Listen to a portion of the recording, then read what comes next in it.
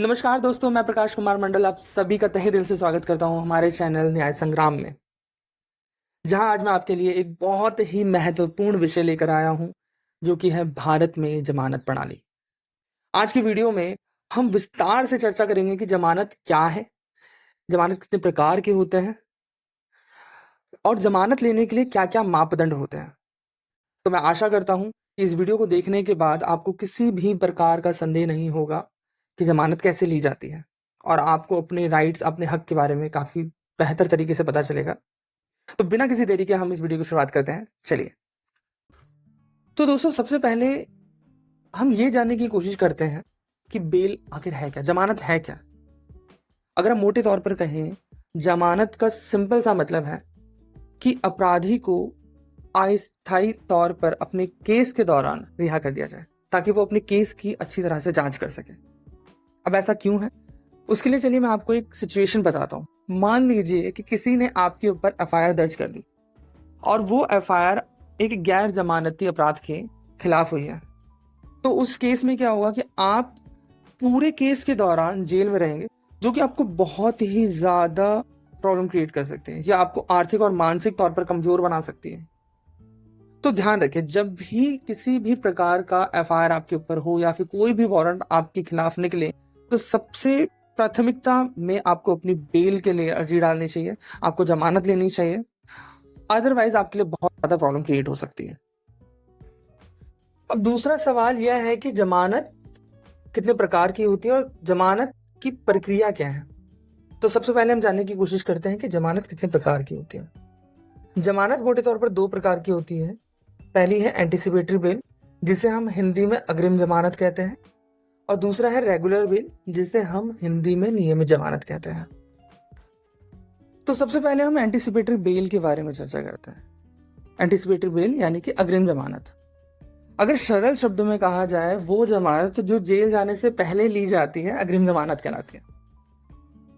ये section 438 CrPC के under आती है। और उसी जगह अगर हम बात करें रेगुलर बेल की, तो वो जमानत जो जेल जाने के बाद ली जाती है उसे रेगुलर बेल कहा जाता है, जो कि सेक्शन 437 सीआरपीसी और 439 सीआरपीसी के अंडर आता है। अब ये सोचने का विषय है कि पहले जो आपका एंटीसिपेटरी बेल है उसमें सिर्फ एक ही सेक्शन है, जो कि है 438 सीआरपीसी, राइट? बट इसमें दो, ऐसा क्यों? तो ये इस बात पर निर्भर करता है कि आपने अपनी जमानत के लिए याचिका किस न्यायालय में डाली हुई है। अगर आपने अपनी याचिका मजिस्ट्रेट कोर्ट में डाली है, तो वहां आपको जो जमानत मिलेगी वो सेक्शन 437 सीआरपीसी के तहत दी जाएगी। और अगर आपने अपनी याचिका सेशन कोर्ट, हाई कोर्ट या सुप्रीम कोर्ट में डाली है, तो आपको जो जमानत मिलेगी वो जमानत होगी 439 सीआरपीसी के तहत। करेक्ट? तो हम इस बात पर बहुत विस्तार से चर्चा करेंगे कि आपको बेल लेना कैसे है, बेल लेने की प्रक्रिया होती क्या है।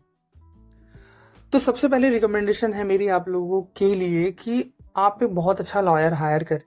हायर करने से पहले बहुत अच्छी तरीके से देख लें कि लॉयर को कितना एक्सपीरियंस्ड है, उसने कितने केसेस लड़े हैं, किस तरह की कंडीशंस में उसने बेल दिलाई है कि नहीं दिलाई है।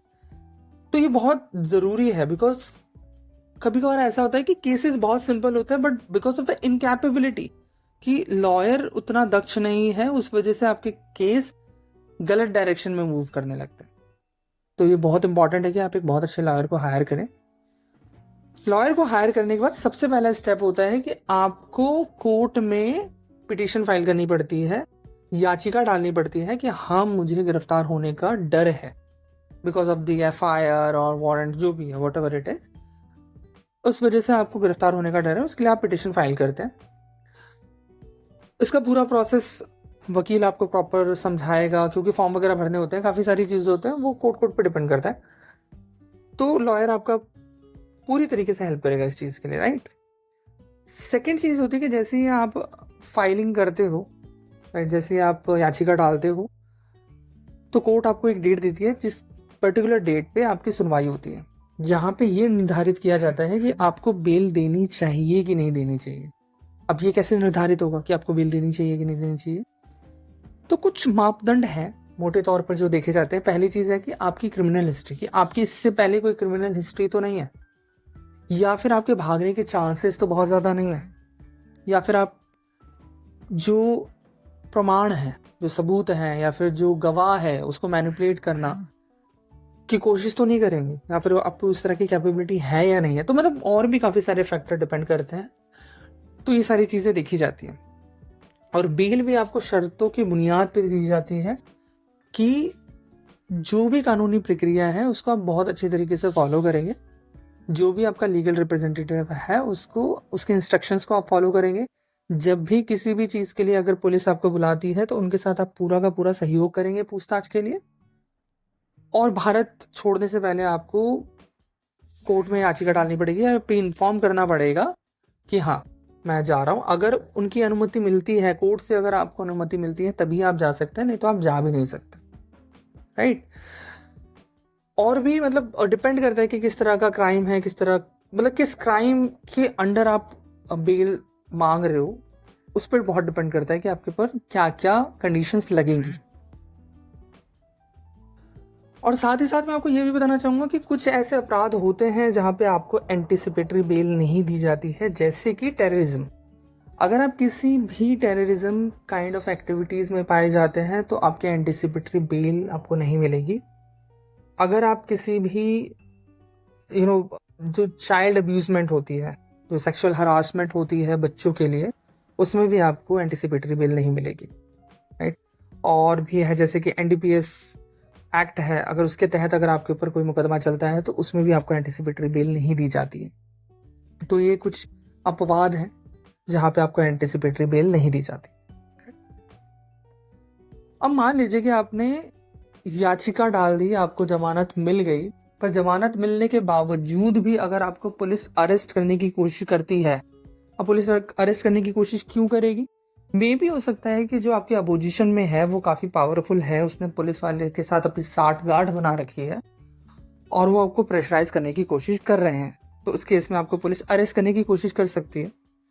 पर मैं आपको पहले ही बताना चाहूँ कि ये बहुत ही ज़्यादा असंवैधानिक है, ऐसा पुलिस को नहीं करना चाहिए। बट अगर पुलिस तब भी अगर इस तरह की हरकत करती है तो आपके पास कुछ रास्ते हैं जो आप, या कुछ स्टेप्स हैं जो आपको फॉलो करने चाहिए। सबसे पहली बात, आपको हमेशा अपने बेल की एक सॉफ्ट कॉपी अपने पास रखनी है कि हाँ मुझे जमानत मिली हुई है, पहली चीज़। दूसरी चीज़, आपको अपने वकील को बता के रखना पड़ेगा कि हाँ मेरे साथ ऐसा हो रहा है, जमानत मिलने के बावजूद भी मुझे पुलिस परेशान कर रही है, अरेस्ट करने की कोशिश कर रही है। तो ये बहुत ज़रूरी है। इस घटना के बारे में जो उच्च पुलिस अधिकारी हैं, जो हायर ऑफिसर्स हैं, उनको आपको शिकायत दर्ज करानी है। और आप कोर्ट में भी 482 CRPC की धारा के तहत आप याचिका डाल सकते हैं कि हाँ मुझे जमानत दी हुई है पर तब भी पुलिस वाले मुझे परेशान कर रहे हैं। और जितना हो सके उतने एविडेंस कलेक्ट करें, वीडियोस या कॉल्स, जो भी आप सबूत इकट्ठा कर सकते हैं वो इकट्ठा करें कि हाँ ये मुझे परेशान कर रहे हैं। इतना काफ़ी होता है इस चीज़ से बचने के लिए। अगेन कहना चाहूँगा, ऐसा बहुत कम होता है कि आपको जमानत मिल चुकी है और तब भी पुलिस आपको अरेस्ट करने की कोशिश करे। बट अगर ऐसा हो तो आप इन सभी स्टेप्स को फॉलो कर सकते हैं। तो जैसे कि मैंने आपको बताया कि जमानत मिलने के बाद आपको पुलिस अरेस्ट नहीं कर सकती, पर यह भी एक जानने का विषय है कि पुलिस बिना FIR और वारंट के भी आपको अरेस्ट कर सकती है। कुछ ऐसी कंडीशंस बनती है जहां पे पुलिस ऐसा कर सकती है, राइट। तो कानून के तहत सेक्शन 41 CRPC के तहत उनको हक है कि अगर वो किसी कॉग्निजेबल ऑफेंस में आपको सस्पेक्ट करते हैं तो उनको आपको अरेस्ट करने का पूरा अधिकार है। अब कॉग्निजेबल ऑफेंस की अगर मैं बात करूं तो जैसे कि आपका मर्डर हो गया, थेफ्ट हो गया, असॉल्ट हो गया, किडनैपिंग हो गया, रेप हो गया, ये सारी चीज़ें, इस तरह की कैटेगरीज के जो अपराध हैं उसमें पुलिस आपको डायरेक्टली अरेस्ट कर सकती है। बट अरेस्ट करने के बाद उनको FIR करनी पड़ेगी, यानी कि आपको अरेस्ट करने से पहले FIR नहीं करी थी बट आपको अरेस्ट करने के बाद उनको FIR करनी पड़ेगी एज सुन एज पॉसिबल। तो पहली चीज़, आपको डरने की ज़रूरत नहीं है। आपके पास पूरा अधिकार है इस बात को पूछने का कि मुझे किस वजह से अरेस्ट किया गया और किस तरह के एविडेंस हैं आपके पास। ये बताता है कि हाँ जो आप संदेह मेरे ऊपर कर रहे हैं वो बुनियादी है या बेबुनियादी, करेक्ट। तो अब हमने जमानत के बारे में जान लिया, जमानत कैसे ली जाती है वो जान लिया, अगर पुलिस आपको परेशान करे जमानत मिलने के बाद वो भी हमने जान लिया। बट सम टाइम ऐसा होता है कि मेडिकल इश्यूज के वजह से आप डेट्स जो है वो अटेंड नहीं कर सकते। बट आपको अच्छी तरह से पता है कि कोर्ट्स की डेट मिस करना बहुत ही ज़्यादा हार्मफुल होता है आपके केस के लिए। तो इस केस में बहुत ध्यान रखने वाली बात है कि आपको टाइम रहते रहते आपको कोर्ट को इन्फॉर्म करना पड़ेगा, अपनी डॉक्यूमेंटेशन सबमिट करानी पड़ेगी जो मेडिकल डॉक्यूमेंटेशन है, और वहाँ पे आपको अर्जी डालनी पड़ेगी कि हाँ मेरी डेट चेंज करी जाए। पहला स्टेप तो ये है, पहला ऑप्शन ये है कि आप मेरी डेट चेंज कर दीजिए, कुछ दिन का मुझे वक्त दे दीजिए। बट उस केस में क्या होगा, आपको इंटरिम बेल के लिए अप्लाई करना पड़ेगा। इंटरिम बेल यानी कि अग्रिम जमानत, जो एक सडन आपको जमानत मिलती है, अर्जेंट जमानत जिसे कहा जाता है, उसके बाद भी आपकी सुनवाई होती है, बट आपको उस पर्टिकुलर मूवमेंट के लिए, उस पर्टिकुलर टाइम के लिए आपको जमानत मिल जाएगी। और ये भी हो सकता है कि अगर आप बेड रिडन है बट आप रिमोटली कॉन्फ्रेंसिंग कर सकते हैं, रिमोटली अटेंड कर सकते हैं, तो आप इसके लिए भी याचिका डाल सकते हैं कि हाँ आप मेरी जो सुनवाई है वो आप रिमोटली कर लो। तो ये भी प्रोविज़न है आपके पास। और कभी कभार ऐसा भी होता है कि जो आपके डेट्स हैं वो आपके फैमिली इवेंट्स के साथ कोलैप्स कर जाते हैं। मान लीजिए आपकी शादी ही है, अब वो सेम डेट पे अगर आपकी कोर्ट डेट पड़ जाए तो ये बहुत बड़ी प्रॉब्लम की बात हो सकती है। बट घबराने की कोई ज़रूरत नहीं है, इस सिनेरियो को भी हैंडल करने का प्रोविज़न है। तो आप कोर्ट में इस चीज़ के लिए याचिका डाल सकते हैं या अपने डॉक्यूमेंट्स सबमिट करा सकते हैं कि उस पर्टिकुलर डेट पे आपको छूट दी जाए, आपकी उपस्थिति के ऊपर आपको छूट दी जाए। बट उस केस में आपके लॉयर को वहाँ पे उपस्थित रहना पड़ेगा, या फिर आप डेट भी चेंज करवा सकते हैं। ये डिपेंड करता है कि जज क्या फाइनलाइज करते हैं, राइट। आपको इन्फॉर्म करना पड़ेगा, उस केस के ऊपर जज की सुनवाई होगी, वो बता देंगे कि हाँ आप इस पर्टिकुलर डेट पे अनुपस्थिति का छूट मिलेगा, जिसमें आपका लॉयर वहाँ पे अवेलेबल रहेगा, या फिर आपकी डेट चेंज की जाएगी। ये कम्प्लीटली डिपेंड करेगा कि उनका पॉइंट ऑफ व्यू क्या है इसे आपकी केस को लेके और आपको लेके। तो अब हम अपने डिस्कशन को समराइज कर लेते हैं कि हमने क्या क्या समझा, क्या क्या जाना। तो सबसे पहली बात आपकी एंटिसिपेटरी बेल क्या होती है। एंटिसिपेटरी बेल सिंपल सी बात है कि जो आपकी जेल जाने से पहले जो आपको बेल मिलती है उसे एंटिसिपेटरी बेल कहते हैं, और आपका रेगुलर बेल जो होता है वो होता है जेल जाने के बाद, ठीक है। फिर अगर आपको अपनी डेट्स मूव करवानी है मेडिकल रीज़न की वजह से, या फिर आपके जो इवेंट्स हैं, फैमिली इवेंट्स हैं, तो आप उसमें अपनी डेट्स मूव करा सकते हैं with the help of documents जो भी आपके पास हैं। अगर आपको पुलिस परेशान करती है बेल मिलने के बाद भी, तो उसमें आपके पास क्या क्या राइट्स हैं, क्या क्या कर सकते हैं, हम सारी चीज़ें डिस्कस कर चुके हैं कि आपको अपनी जो भी सॉफ्ट कॉपीज़ है वो अपने पास रखना है, अपने लॉयर को बताना है, जो उनके हायर अथॉरिटीज़ हैं उनको इन्फॉर्म करना है। कोर्ट में भी आपको 482 CRPC के अंडर आप इस चीज़ की याचिका डाल सकते हैं। Last but not the least, always keep the documents with you, always try to collect all the documents जो भी आपके रिक्वायरमेंट में है, वो सारी चीज़ें अपने इन हैंड रखें हमेशा।